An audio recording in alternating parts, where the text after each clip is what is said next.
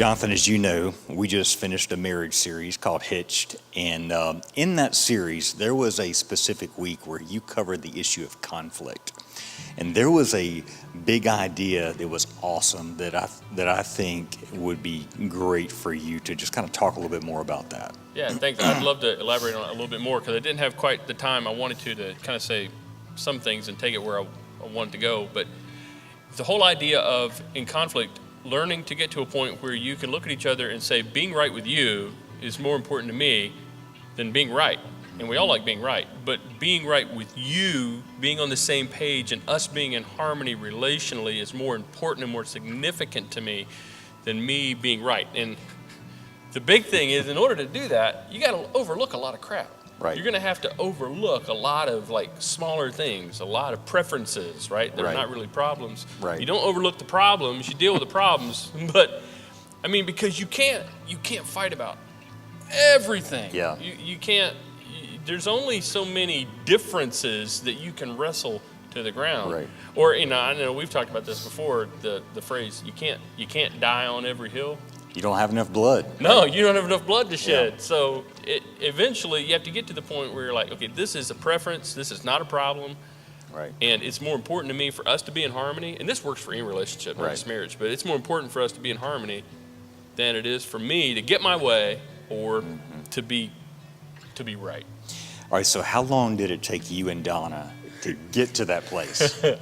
Okay. Oh my gosh. We've been married almost 25 years. And Yeah. I would say at least 10 years. Wow.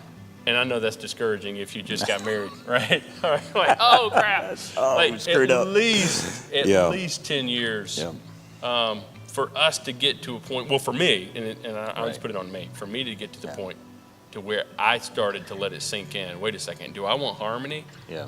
or do I want to push for my way? Yeah. Speak to that thing about wanting to win in marriage, right? I mean, sometimes we come into marriage and we want to win the argument. We want to win our way. Where's that Yeah. come from? Well, I mean, all of us want to win. Yeah. Every single one of us want to win. And so it really comes down to what we want more. Do I want to win this argument, or do I want to be on the same page, and do I want there to be peace and harmony? And practically speaking, do I want to win this argument about where we're going to eat dinner, Yeah. or do I want us to have a good night? Right? I'd much rather have a good evening, Right.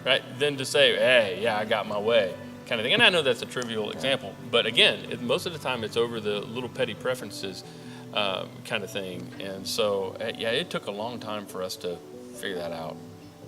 Yeah. So if there's a couple that's watching and they want to reset their marriage and they want to start trying to embrace this principle, what would you say to them to help them take their next step? Well, I think they just need to say that to each other. Say, hey, let's change the way we relate to one another. Let's stop arguing over the little petty stuff, and let's save conflict for things that are worthy of a conflict.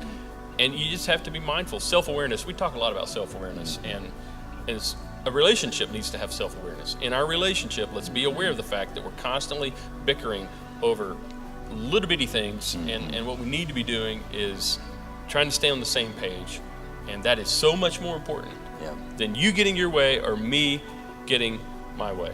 And so hopefully that'll help. It's helped me. Well, and it's helped me too.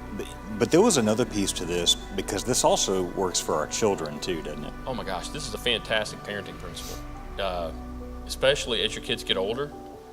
I mean, when your kids are little, it's basically your way or the highway. I mean, you're like the CEO Right. When they're really, really little. But as they get older, elementary school, especially in the high school, oh my gosh, you're going to have to make a choice. Do I want to be right sometimes and make my point, or do I want to be right with them? Do I want to be in a relationship with them, or do I want it to be said, Dad was right, or Mom was right, or I got my way, or I showed them, or, And actually, this makes me think of you and Krisha had a moment like that, or a period of time with your oldest son. You have a couple sons, I have a couple daughters, and where you guys had to make a deliberate choice.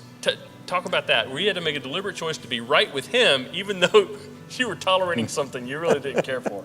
Yeah, so Hudson, when he was like 17, 18, 19, went through this phase where he was really into screamo music.